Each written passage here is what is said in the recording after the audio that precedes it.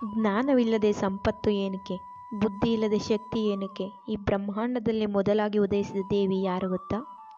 ಅವಳು ಯುದ್ಧ ಮಾಡೋ ದೇವಿಯಲ್ಲ, ಅವಳು ಸಂಹಾರ ಮಾಡುವ ದೇವಿಯಲ್ಲ, ಅವಳು ಜ್ಞಾನವನ್ನು ಸೃಷ್ಟಿಸಿದ ದೇವತೆ ಸರಸ್ವತಿ. ಇಂದು ನಾವು ಕೇಳೋಣ, ಸರಸ್ವತಿ ದೇವಿ ಹೇಗೆ ಜನ್ಮ ಪಡೆದಳು? ಅವಳಿಗೆ ಯಾಕೆ ಶ್ವೇತ ವಸ್ತ್ರವನ್ನೇ ಧರಿಸ್ತಾಳೆ? ಯಾಕೆ ವೀಣೆ ಅವಳ ಕೈಯಲ್ಲಿರುತ್ತೆ? ಯಾಕೆ ಕೆಲ ಪುರಾಣಗಳಲ್ಲಿ ಅವಳನ್ನು ಮರೆತಿದ್ದಾರೆ? ವಿಡಿಯೋ ಕೊನೆಯವರೆಗೂ ನೋಡಿ. ಸರಸ್ವತಿ ದೇವಿ ಬಗ್ಗೆ ನಿಮಗೆ ಗೊತ್ತಿಲ್ಲದೆ ಇರೋವಂಥ ಎಷ್ಟೋ ವಿಷಯಗಳನ್ನು ತಿಳ್ಕೊಬೋದು. ಈ ವಿಡಿಯೋ ನೋಡಿದ ಮೇಲೆ ಸರಸ್ವತಿ ದೇವಿಯನ್ನು ನೋಡುವಂಥ ನಿಮ್ಮ ದೃಷ್ಟಿನೇ ಬದಲಾಗುತ್ತೆ. ಸೃಷ್ಟಿಗೆ ಮೊದಲು ಅಂಧಕಾರ ಮಾತ್ರ ಇರುತ್ತೆ, ಶಬ್ದ ಇರಲಿಲ್ಲ, ಅಕ್ಷರ ಇರಲಿಲ್ಲ, ಜ್ಞಾನ ಇರಲಿಲ್ಲ. ಬ್ರಹ್ಮದೇವರು ಸೃಷ್ಟಿ ಆರಂಭಿಸಲು ಹೊರಟಾಗ ಒಂದು ದೊಡ್ಡ ಸಮಸ್ಯೆ ಎದುರಾಗುತ್ತೆ. ರೂಪವನ್ನು ಸೃಷ್ಟಿಸಬಹುದು, ಆದರೆ ಅದಕ್ಕೆ ಜ್ಞಾನವನ್ನು ನೀಡೋರು ಯಾರು? ಈಗ ಯೋಚನೆ ಮಾಡಬೇಕಾದ್ರೆ ಆ ಕ್ಷಣದಲ್ಲೇ ಬ್ರಹ್ಮನ ಮನಸ್ಸಿನಿಂದ ಶಬ್ದದ ರೂಪದಲ್ಲಿ, ಜ್ಞಾನದ ರೂಪದಲ್ಲಿ, ಪ್ರಕಾಶಮಾನವಾದ ಬೆಳಕಿನ ರೂಪದಲ್ಲಿ ಸರಸ್ವತಿ ದೇವಿ ಪ್ರತ್ಯಕ್ಷಳಾಗ್ತಾಳೆ.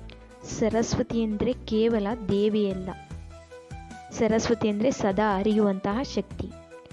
ಅವಳಿಂದಲೇ ಮೊದಲ ಶಬ್ದ, ಮೊದಲ ಮಂತ್ರ, ಮೊದಲ ಅಕ್ಷರ, ಮೊದಲ ವೇದ. ವೇದಗಳಲ್ಲಿ ಸರಸ್ವತಿಯನ್ನು ವಾಗ್ದೇವಿ ಅಂತ ಹೇಳಿ ಕರೀತಾರೆ, ಅಂದರೆ ಮಾತಿನ ದೇವಿ.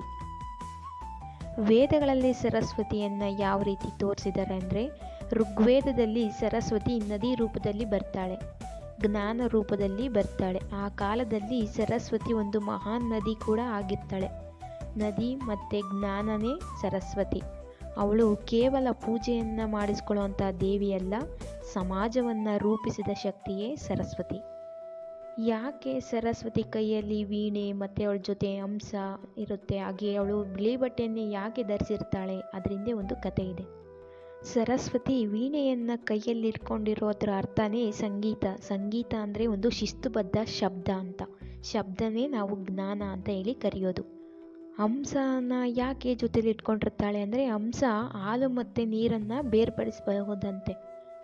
ಹಂಸಕ್ಕೆ ಹಾಲು ಮತ್ತು ನೀರನ್ನು ಬೇರ್ಪಡಿಸುವಂಥ ಶಕ್ತಿ ಇದೆಯಂತೆ. ಸರಿ ತಪ್ಪನ್ನು ಬೇರ್ಪಡಿಸುವಂಥ ಬುದ್ಧಿಯ ಸಂಕೇತನೇ ಜ್ಞಾನ. ಸರಿ ಯಾವುದು ತಪ್ಪು ಯಾವುದು ಅಂತ ತಿಳ್ಕೊಳ್ಳೋದಕ್ಕೂ ಒಂದು ಮಟ್ಟಿನ ಜ್ಞಾನ ಇರಬೇಕು ಅಂತ ಈ ರೀತಿಯಾಗಿ ಹೇಳ್ತಾರೆ. ಹಾಗಾದರೆ ಬಿಳಿ ಬಟ್ಟೆಯನ್ನು ಯಾಕೆ ಧರಿಸಿರ್ತಾಳೆ ಅಂದರೆ, ಆಸೆ ರಹಿತ, ಅಂದರೆ ಆಸೆನೇ ಪಡೆದೇ ಇರೋ ಅಂಥವಳು. ಶುದ್ಧವಾದ ಜ್ಞಾನ ಇದೆ ಅವಳಿಗೆ. ವಿದ್ಯೆ ಬಗ್ಗೆ ಯಾವುದೇ ರೀತಿ ಅಹಂಕಾರ ಇರಲ್ಲ. ಸರಸ್ವತಿ ಅಂದ್ರೇ ಎಲ್ಲರನ್ನೂ ಸರಿಸಮವಾಗಿ ನೋಡುವಂಥವಳು. ಒಂದು ಕಾಲದಲ್ಲಿ ಜನರು ಜ್ಞಾನಕ್ಕಿಂತ ಶಕ್ತಿಗೆ ಹೆಚ್ಚು ಮಹತ್ವ ಕೊಟ್ಟಿರ್ತಾರೆ, ಯುದ್ಧಕ್ಕೆ ಹೆಚ್ಚು ಬೆಲೆ ಕೊಟ್ಟಿರ್ತಾರೆ. ಆಗ ಸರಸ್ವತಿ ಪೂಜೆಯನ್ನು ಯಾರೂ ಮಾಡ್ತಾ ಇರಲ್ಲ. ಆದರೆ ವಿದ್ಯೆ ಇಲ್ಲದೆ ಯಾವ ದೇವಿಯೂ ಸಂಪೂರ್ಣವಲ್ಲ. ಯಾಕೆಂದರೆ ಜ್ಞಾನವಿಲ್ಲದೆ ಶಕ್ತಿಯು ಕೂಡ ತುಂಬ ಅಪಾಯಕಾರಿಯಾಗಿರುತ್ತೆ.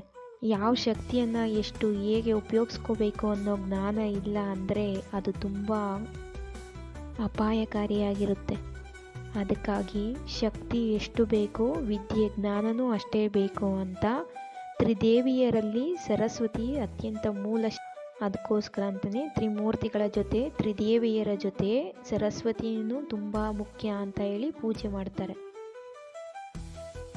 ಬಸವಣ್ಣ ಮತ್ತು ಶಂಕರಾಚಾರ್ಯರು ಸರಸ್ವತಿ ದೇವಿಯ ಬಗ್ಗೆ ಅವರ ವಚನಗಳಲ್ಲಿ ತುಂಬ ವಿಭಿನ್ನವಾಗಿಯೂ ಹೇಳಿದ್ದಾರೆ. ಶಂಕರಾಚಾರ್ಯರು ಹೇಳ್ತಾರೆ, ವಿದ್ಯೆ ಇಲ್ಲದೆ ಭಕ್ತಿ ಕೂಡ ಅದು ಅಂಧಭಕ್ತಿಯಾಗಿರುತ್ತೆ. ಬಸವಣ್ಣ ಅವರ ವಚನದಲ್ಲಿ ಜ್ಞಾನವೇ ಮುಕ್ತಿಗೆ ಮಾರ್ಗ ಅಂತ ಹೇಳಿರ್ತಾರೆ. ಇದೆಲ್ಲದಕ್ಕೂ ಮೂಲ ತತ್ವನೇ ಸರಸ್ವತಿ. ವಸಂತ ಪಂಚಮಿಯ ದಿನ ವಿದ್ಯೆಯನ್ನು ಆರಂಭಿಸೋದಕ್ಕೆ ಪುಸ್ತಕ ಪೂಜೆ ಮಾಡಿ ಮಕ್ಕಳಿಗೆ ಅಕ್ಷರಾಭ್ಯಾಸ ಮಾಡ್ತಾರೆ.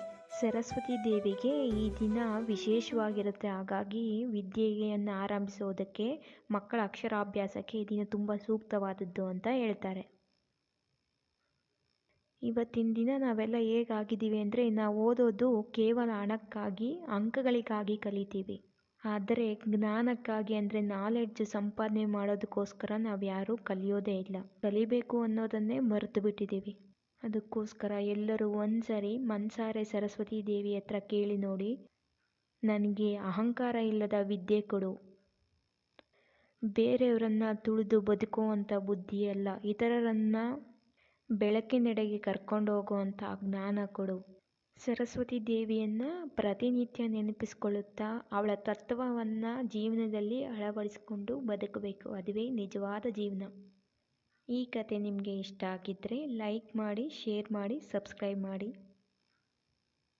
ಜ್ಞಾನವನ್ನು ಹರಡೋಣ. ಸರಸ್ವತಿಯ ಆಶೀರ್ವಾದವನ್ನು ಎಲ್ಲರೂ ಪಡ್ಕೊಳ್ಳೋಣ.